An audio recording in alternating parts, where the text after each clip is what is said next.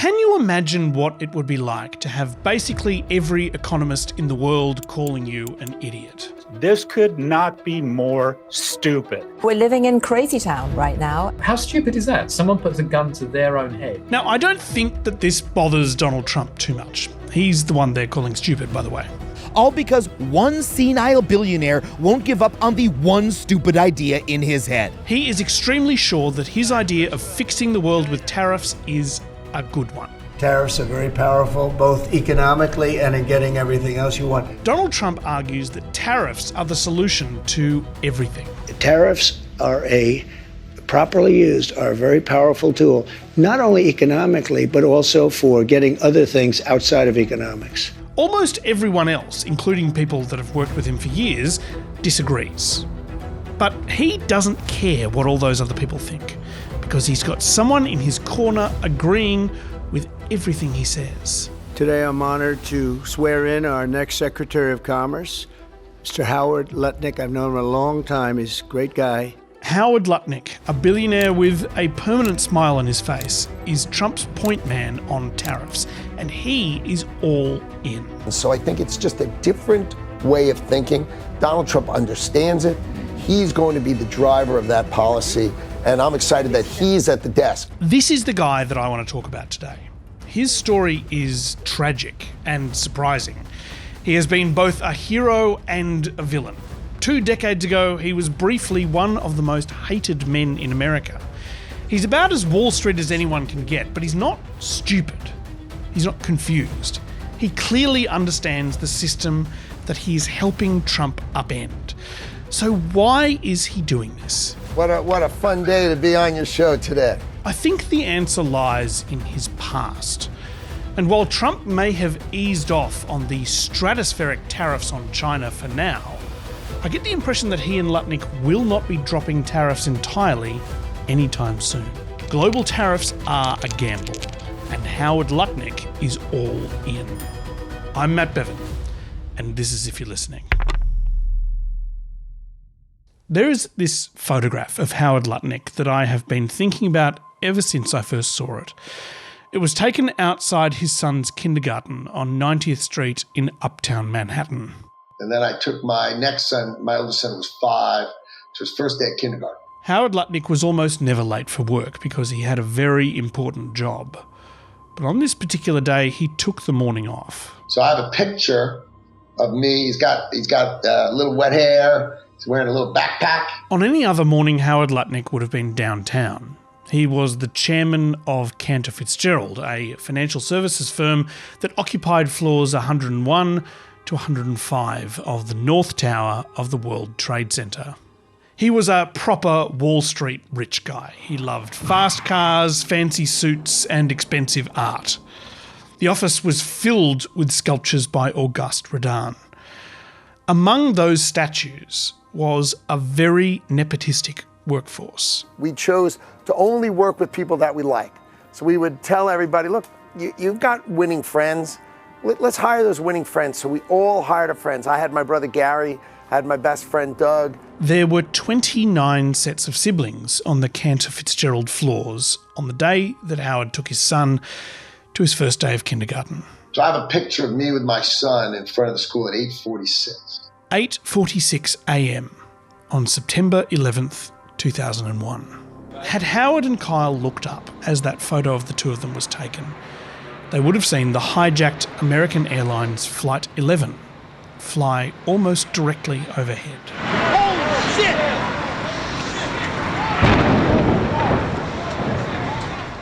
shit! He called my sister just after the plane hit, and he told her that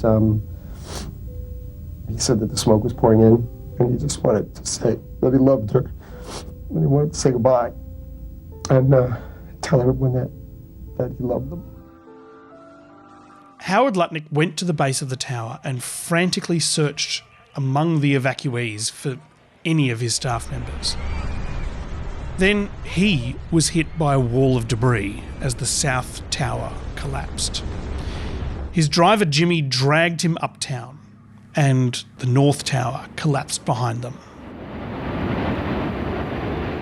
Of the 1,000 Cantor employees at the Trade Center, only 300 are accounted for at this time, and none was at the building at that time. By September 14th, it was clear that none of the 658 people who were in the Cantor Fitzgerald offices that morning had survived. My 700 families. 700 families. How do you have 700 families? Howard did interviews with 3 TV stations and cried in all of them. He became nationally famous as the face of the Wall Street victims. Every single individual with his firm is gone. Gone. His entire office, everybody. Everybody. I mean, I watched this guy tell his story and it just ripped me up. I couldn't handle it. On the 14th of September, Lutnick created a relief fund for the families, and yet the following day, he sent out final paychecks to all of them. He would no longer be paying their lost loved ones' salaries. Lutnick was all over national television saying that he would do whatever he could for the families of the missing employees. Well, it was about a week later that those families learned that all their paychecks were going to stop immediately. Why would he cry, sob on television? Are you suggesting that he just turned on the tears? Oh, yeah. He went on CNN to talk to Larry King about it and cried again. They call me and they say, how come you can't pay my salary? Why can't you pay my husband's salary? Other companies pay their salary. Why can't you? But you see, I lost everybody in the company, so I can't pay their salaries. So they think we're doing something wrong. Can't pay their salaries. I don't have any money to pay their salaries. Within weeks, Lutnick was a national pariah. Wall Street watchers say that's the cutthroat Howard Lutnick they know. So what was he doing? Well, he had a strategy of sorts.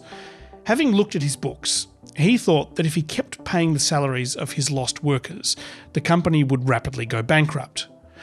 But what if he restarted the company? On September 12th, I hosted a call with my surviving employees, and I laid out 2 choices for them. We could either attend our friends' funerals, but that's 20 funerals a day for 33 straight days. Or we could try to rebuild the company to take care of the 658 families that we lost that day. He planned to pay the families of the victims using Cantor Fitzgerald's profits. My partners and I, we talked about it, and we've decided that what we're going to do is we're going to give 25% of the profits of the company to the families of the victims. It was a massive gamble. He had lost 2/3 of his workforce. He was locked out of all the company's accounts. The people who knew the passwords were dead in the rubble. All of their paper records were in New York Harbour. Did they have a backup? Yes, in what they thought was a safe place, the basement of the other Twin Tower. The company was a shambles. What if he never made a profit again? 25% of nothing is nothing. It's going to be a different kind of drive than I've ever had before. It's not about my family. I get to kiss my kids. I get to kiss my kids tonight. But other people don't get to kiss their kids. But he had a reason to think that his gamble might pay off. See, Cantor Fitzgerald was an unusual firm.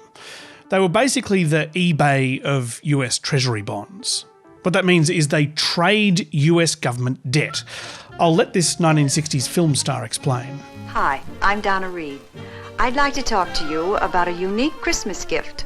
A gift that will fit any situation, is always in the best of taste, and will never go out of style.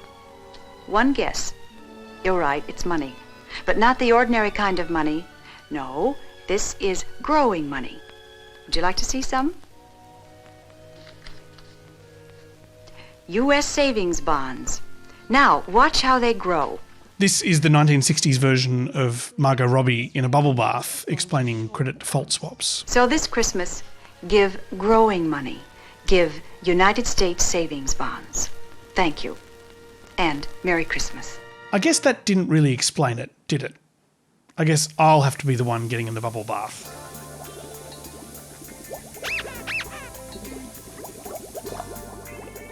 The US government is always in debt, so it almost always needs to borrow money. You can lend your money to them in exchange for a bond, a promise that they will pay back with interest in the future. U.S. savings bonds are one of America's most important institutions. They are not new. It's not sexy, but it's considered very safe. After all, the US government is hardly going to collapse.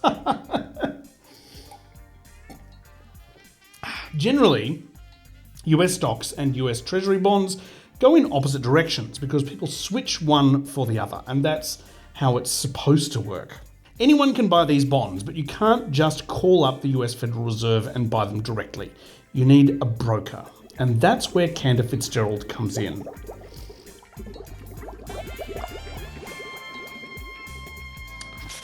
Excuse me. Anyway, in 2001, Cantor Fitzgerald were by far the biggest broker of US bonds. They had reached that status by trading bonds over the phone.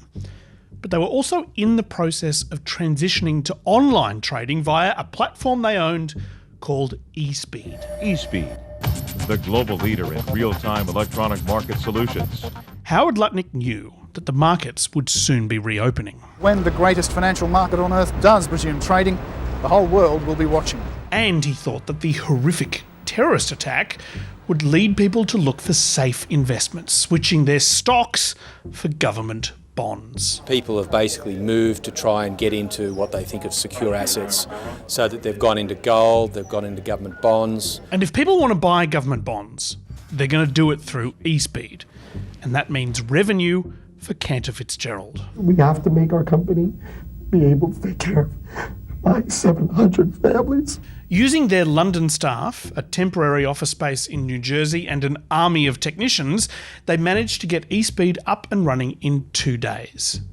The strategy paid off. So together we raised $180 million over the next 5 years for those families. And my employees, they stitched my soul back together. That's about $275,000 per family. He also paid for their healthcare for 10 years. After 15 years, Cantor Fitzgerald had hired 57 children of staff members who had died in 9/11. Along with his sister, Lutnick now runs a massive charity which provides support to victims of terrorist attacks and natural disasters. And it's called the Cantor Fitzgerald Foundation. And anyone who can make a donation to it is going to help a lot of people who really, really need it. Lutnick knew what funding and community could do for people who had lost everything, and dedicated a great deal of time to helping people in need. In fact, it was through charitable giving that he met Donald Trump. He appeared on Trump's TV show Celebrity Apprentice in 2008 as a bidder in a charity auction. All right, that's the game we're playing. I'll take a bid for $100,000 in the front row. $100,000, sir. Now, obviously, this is kind of how it rolls on Wall Street. Massive gambles that, if they work, make people think you're a genius. It was pretty wild, though. I think if it was me, I would have liquidated the firm, taken the insurance, and just split the proceeds among the victims' families. And that is probably why Howard Lutnick is now a billionaire cabinet secretary, and I am a thousandaire basement podcaster. I think Howard Lutnick's business and his history has made him a very unusual Wall Street trader.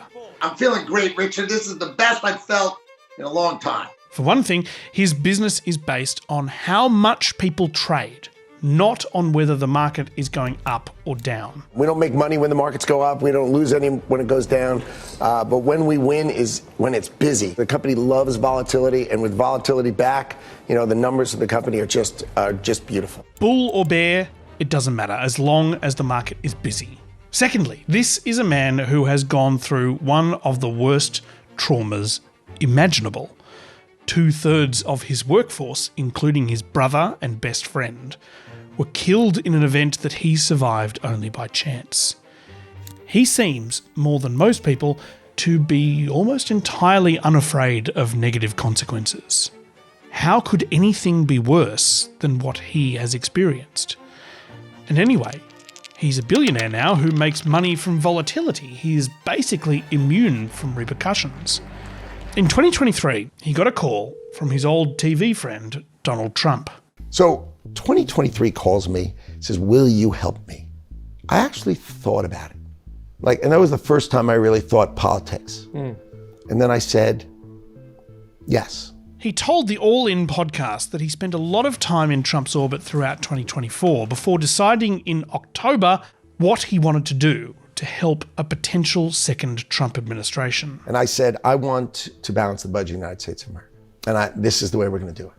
He said if Elon Musk can cut $1 trillion in spending and he can raise $1 trillion through tariffs, he thought that he would be able to get to a balanced budget. If we can balance the budget for you, will you agree to waive all income tax for every person who makes less than $150,000 a year for the United States of America? Which, by the way, is about 85% of America. Right. And the reason you want to work for Donald Trump is he looks at me and goes, sure. Okay. I want to pause on that point because it is wild. Remember a few episodes ago when we were looking into Doge and I was illustrating Elon Musk's cost-cutting goals with 2 very big jars of water?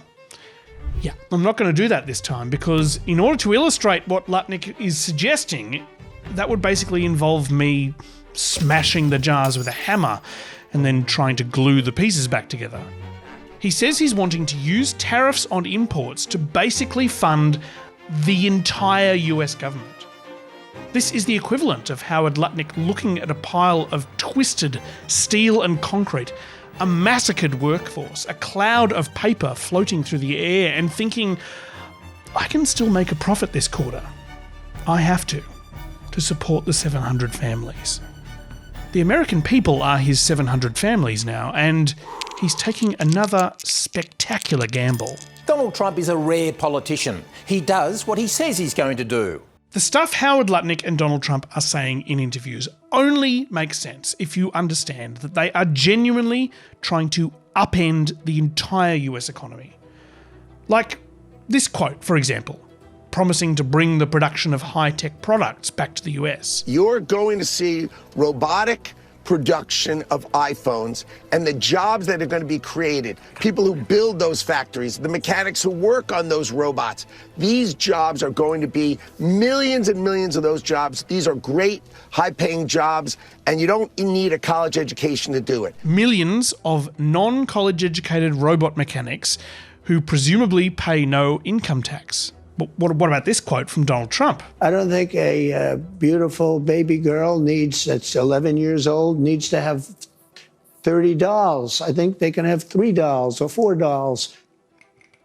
Donald Trump genuinely wants Americans to cut back on consumption of products that are currently made overseas. I'm just saying they don't need to have 30 dolls. They can have 3. They don't need to have 250 pencils. They can have 5. They're not saying all these things by accident.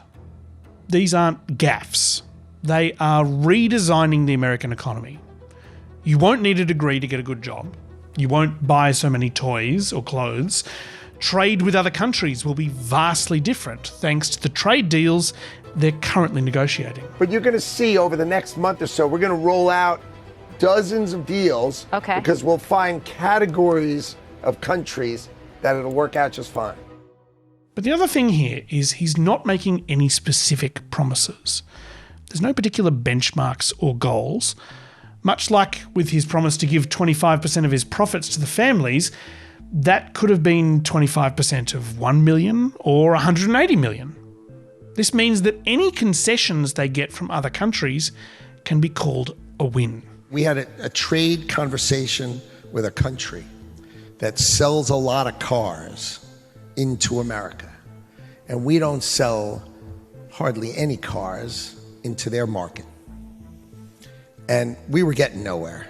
We were just getting nowhere, and the meeting was coming to an end, and the trade minister at the end of the meeting drops his head and goes, fine, we'll give your car manufacturers the same subsidy that we give our car manufacturers.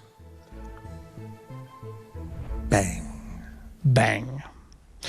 We don't know what country that was or what the subsidy was or if that's what Lutnick was even trying to get out of them. But in Lutnick's eyes, that's a win. Bang. I don't know what's going to happen here, but it's clearly not going to calm down. Howard Lutnick is in the middle of the biggest gamble of his life, and in his mind, it's impossible for him to lose. The only thing that's convinced him and Trump to ease off a little bit was a sudden drop in the price of stocks and bonds at the same time after their Liberation Day tariffs. Instead of people swapping US stocks for US bonds, people swapped both for foreign investments because they thought that America had gone mad. Short of this kind of thing happening, Lutnick is not going to stop until he is forced to stop, or until the US economy is unrecognisable. If you can find a way to benefit from volatility like Howard Lutnick did, then the next few years look pretty good. I don't know what's going to happen to everybody else.